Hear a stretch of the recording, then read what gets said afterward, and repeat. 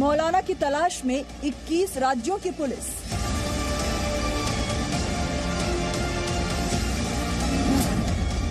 जी news पर most wanted मौलाना का पहला सुराग।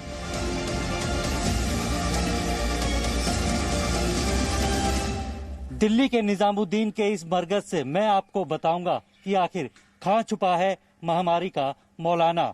दिल्ली पुलिस की क्राइम ब्रांच की टीम आज जब यहां पहुंची तो उन्हें क्या सुराग मिला? किस मस्जिद में छिपा है महामारी का मौलाना?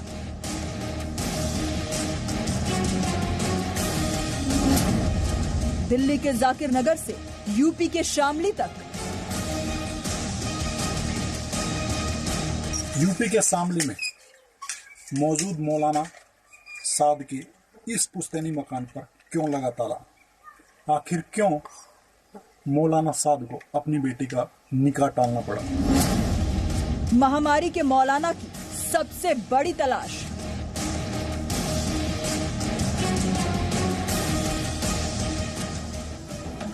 जी हाँ, बात करेंगे मौलाना साद की, जो कि महामारी फैलाने का आरोपी है और साथ ही 142 घंटे से फरार है। जी हाँ, मौलाना साद कोरोना महामारी से संक्रमित हो सकता है, ये आशंका भी लगातार जताई जा रही है। इसके अलावा आप जानते ही हैं, जमात से जुड़े लोगों के संक्रमित होने की संख्या भी लगातार बढ़ रही है। अभी तक 1095 केसेस, कल आपको याद होगा, उनकी पुष्टि हो चुकी है। इसके अलावा लखनऊ में ऐसे ही संक्रमित जमाती जो थे वो छिपे हुए थे और उनके खिलाफ एफआईआर दर्ज की गई। सीतापुर में नए मामले सामने आए हैं, वहां पर भी ये कहा जा रहा है कि जमात से जुड़े हुए लोग हैं और मौलाना साद खुद भी कोरोना संक्रमण हो सकता है उसे, ये आशंका लगातार जताई जा रही है।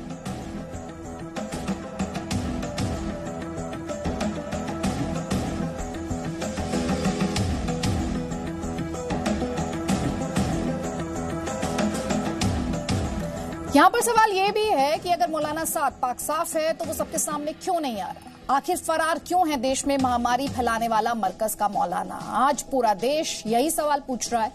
31 मार्च को एफआईआर दर्ज होने के बाद से मौलाना साद फरार चल रहा है। दिल्ली की क्राइम ब्रांच उसकी तलाश भी कर रही है। जी न्यूज ने भी मौलाना का ठिकाना पता लगाने की मुहिम छेड़ी। इसीलिए हमारी टीम ने दिल्ली से लेकर यूपी तक मौलाना का पता लगाने की कोशिश की। हमारी टीम को मौलाना के बारे में क्या पता चला, मौलाना के बारे में क्या बड़े खुलासे हुए, ये सारे डिटेल्स हमारी स्पेशल रिपोर्ट में देखिए आप।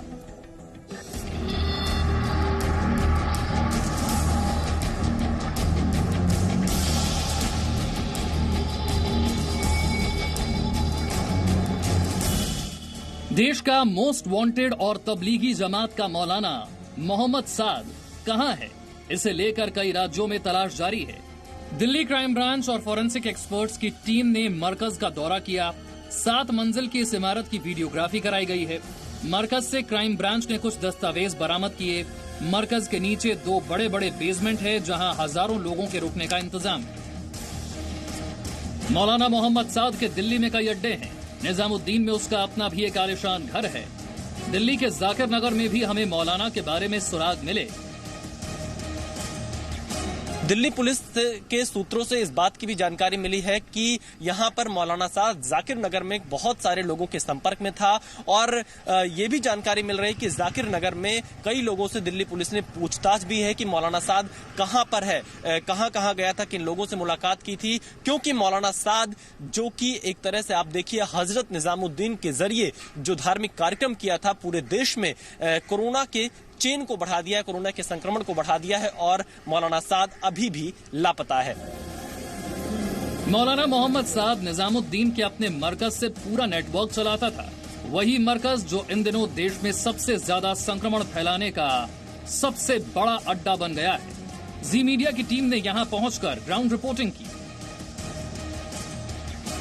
मौलाना मोहम्मद साद आखिरी बार 28 तारीख को निजामुद्दीन के इस मरकज में देखा गया था। उसके बाद से वो फरार चल रहा है। हालांकि वो इस दौरान अपने दोस्त, जिसका घर निजामुद्दीन वेस्ट में है, उसके घर में रहता था, लेकिन मरकज से जुड़े तमाम कामकाज को देखने के लिए वो मरकज में आया करता था और यहीं से तमाम गतिविधियों को अंजाम दिया जाता था। मौलाना साद का एक घर यूपी के शामली में भी है। यहाँ के कंधाला गांव में उसका पुश्तैनी मकान है। मौलाना साद की तलाश में जी मीडिया की टीम शामली वाले घर भी पहुंची। ये देख सकते हैं कि मौलाना साद का ये घर है, जिस तरीके से वहाँ पर ताला लगे हुए उन्हें ये आलीशान मकान मौलाना साद का बना हुआ है। उसके बाद जिस तरीके से जो काफी मात्रा में मौलाना साद के साथियों में कोरोना का कहर देखने को मिला है, तो उसी के दौरान जिस तरीके से उनकी संख्या बढ़ी है, तो वहीं पुलिस ने मौलाना साद के सहित 7 लोगों के खिलाफ मुकदमा दर्ज किया है। दिल्ली पुलिस की क्राइम ब्रांच की टीम से जी न्यूज को कुछ पुख्ता जानकारी मिली है। क्राइम ब्रांच की टीम 24 मार्च को निजामुद्दीन थाने में मौलाना की वीडियो रिकॉर्डिंग करने वाले पुलिस अधिकारियों से भी सवाल जवाब कर सकती है। इसके अलावा मौलाना का पता लगाने के लिए दिल्ली में क्राइम ब्रांच की टीम ने छापेमारी की। दिल्ली पुलिस की कुछ टीमें यूपी के मुजफ्फरनगर और मेरठ भी पहुंची थी। यहां भी उसके बारे में पता लगाने की कोशिश की।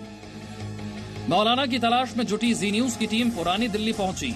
पुरानी दिल्ली में भी मौलाना के छिपे होने का शक है।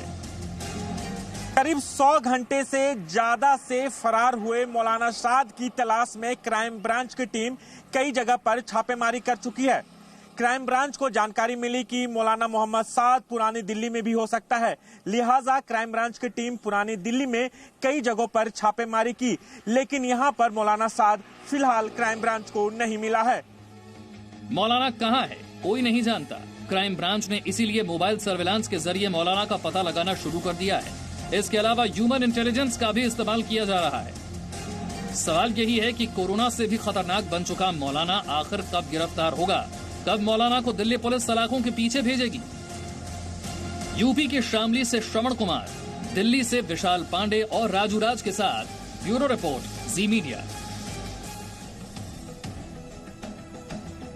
इस वक्त एक और बड़ी खबर आप तक पहुंचा रहे हैं। सेंट्रल जू अथॉरिटी ने देश में सभी चिड़ियाघरों में जानवरों की 24 घंटे निगरानी के आदेश दिए हैं। सेंट्रल जू अथॉरिटी ये कह रही है कि जानवरों को 24 घंटे सीसीटीवी निगरानी में रखा जाए। इससे पहले आपको याद दिला दें कि न्यूयॉर्क में चिड़ियाघर के एक बाघ में कोरोना पॉजिटिव होने की खबर आई और उसी खबर को देखते हुए अब जू अथॉरिटी ने आदेश दिया है कि सभी जानवरों को 24 घंटे सीसीटीवी की निगरानी में रखा जाए। सेंट्रल जू अथॉरिटी का ये आदेश, जिसके तहत सभी चिड़ियाघरों में जानवरों को 24 घंटे निगरानी में रखने की बात कही गई है।